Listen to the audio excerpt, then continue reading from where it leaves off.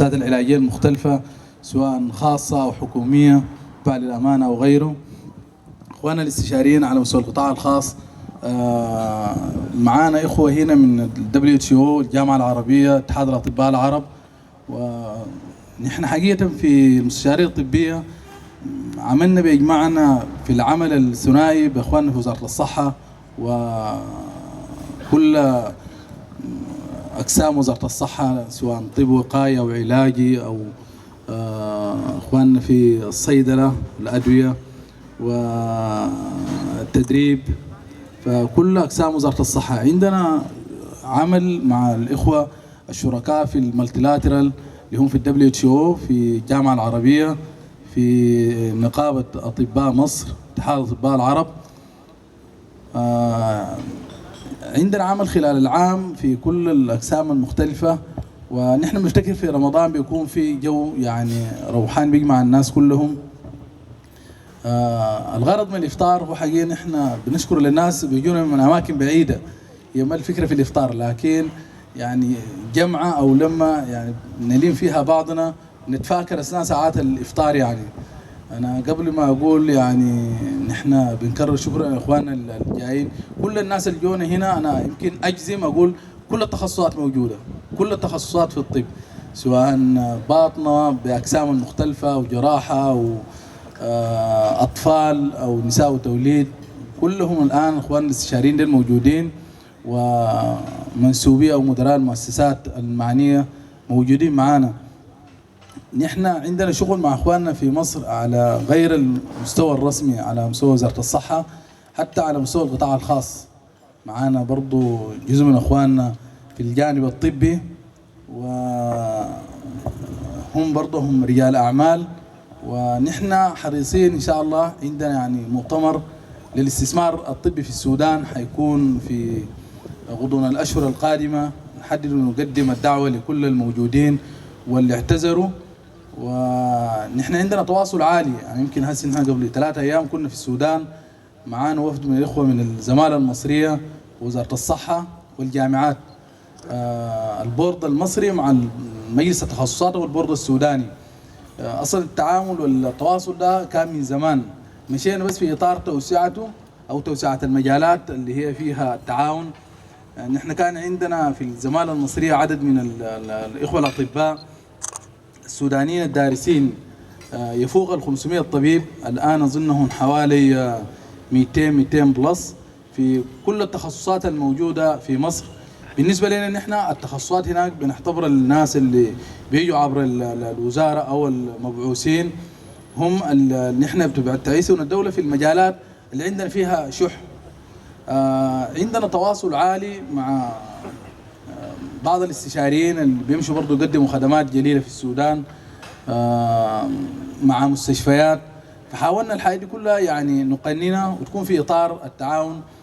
نحن ما نقول رسمي لأنه الناس لما نقول التعاون الرسمي بتاخذوا صبغة الوزارات، لكن دايرين نقول والله يعني عبر السفارة مع إخواننا الاستشاريين.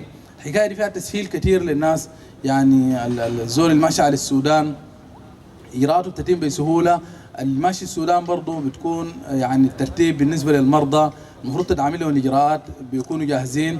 وإن شئنا نجيب بعض المرضى هنا برضه بتكون المؤسسات بالنسبة لنا معروفة. نحن برضه بنحمد لكثير من أخواننا في المؤسسات يعني اللي عاملين معاهم تعاقدات، تجاوزنا قصة تمنحونا كم في المية ونديكم كم في المية. أصبح السوداني معامل معاملة المريض المصري، وما قاعدين نسأل نقول والله دي مؤسسة خاصة والله عامة والله وضعها شنو، لكن نحن لاقين تعاون عالي جدا من كل الإخوة المؤسسات. ودي حاجة نحن قاعدين نقول والله صحيح من لا يشكر الناس لا يشكر الله، لكن بقت في إطار التعاون المشترك ما حاجة بنشكر عليها الناس، لأنه بقى عمل ممتد والناس لا زالوا يقول والله السودان ومصر والشعبين شعب واحد. فدايرين نؤطر هذه العلاقة إن شاء الله وندفع بها لمزيد من المجالات. نحن يمكن دايرين نقول السنة دي الحضور كان بسيط، لأنه يمكن دفعنا بالدعوة دي إلى أواخر الشهر لظروف عدم وجودنا نحن، وكان في ظروف كثيرة، لكن ما شاء الله يعني كان الجنينة دي أو الساحة دي ما بتشيل الناس. وكنا بنمر نشوف نقول الله يا جماعه الاكل ده اذا ما اتاكل يا ما عجب الناس والله الناس شويه يعني. فنحن دايرين يعني ان شاء الله التواصل ده يستمر. في اخر لقاء كان السنه اللي قبل الماضيه، يمكن في بعض الحضور من الاخوه الاطباء هنا الان موجودين، حضروه اخواننا الوزراء الاثنين الدكتور محمد مصطفى والدكتور فؤاد النواوي، وكانوا في اخواننا ناس دكتور احمد مجدي ومجموعه من الاخوه مع مجموعه من اخواننا من السودان. وفي النهايه قالوا والله نحن بنجتمع ونفترق ونجتمع ونفترق، حقه يا جماعه. دي كانت دعوه الوزير اللي هو الدكتور فؤاد، قال حقه نعمل كيان يجمع اخواننا الاطباء. يعني انا قال ما كنت بفتكر في يوم من الايام نقدر نجمع هذا الجمع الكبير وبسهوله، يعني في يوم واحد نقدر نقدم دعوه لكل الناس في كل المؤسسات المختلفه. برضو زي ما قلت نحن ما المؤسسات بالنسبه لنا خلاص الحواجز والمسميات بتاعتها دي تابعه للجامعات وتابعه للامان وتابعه لوزاره الصحه. نحن بالنسبه لنا كلها زابت، يعني اصبحت مؤسسات علاجيه وتدريبيه في نفس الوقت. فالناس اقترحوا مسمى لقيام رابطه سميناها رابطه اطباء النيل السودانيه المصريه، اللي هي اختصارها نسمة نايل ايجيبشن سودانيز ميديكال اسوشيشن. وبرضه الناس قالوا طيب لو بقت رابطه كبيره زي دي، نحن ناس القلب لو دايرين نعمل نسميها شنو؟ قالوا والله الكبيره تسمى نسمة جلوبال، والصب تسمى نسمة كارديو، نسمة اورثو، نسمة نفرو. وما شاء الله بدت ويعني قطعت مسافات طويله. يمكن احد عمداء هذه الرابطه بين ظهرانينا الدكتور احمد مجدي، انا استاذنه لو يكلم الناس في كلمه بسيطه عن الرابطه، ومن ثم نقدم الاخ السفير يعني في كلمه للحضور. اخونا الدكتور احمد مجدي تفضل. احمد مجدي ده من استشاري القلب، واظن بالنسبه للناس هنا معروف، يعني احد اعمده الطب في مصر، والاستاذ الجليل مشكور له ايدي كبيره سواء على مستوى التدريب، على مستوى العلاج، على مستوى كل التواصل. وانا حقيقه زي ما قلت قبل ما حبيت اسمي، لانه لو قلت والله مستشفى كذا وكذا قد انسى ناس معانا اخوه مستشفيات خاصه كبيره هنا، يعني مشكورين برضو على تواصل عالي معانا. مستشفى السلام، مستشفيات انا قلت ما داير احددها واسميها، مستشفيات برضو على القطاع الخاص. انا اخلي اخونا الدكتور احمد يتكلم عن الرابطه دي. اخي الاستاذ دكتور صادق الجعلي، ده شرف لي ان انا ببقى على مائده الافطار عندكم كل سنه، وان احنا نتعاون اثناء السنه باستمرار. هو التعاون ده براكتيكال واديوكيشنال.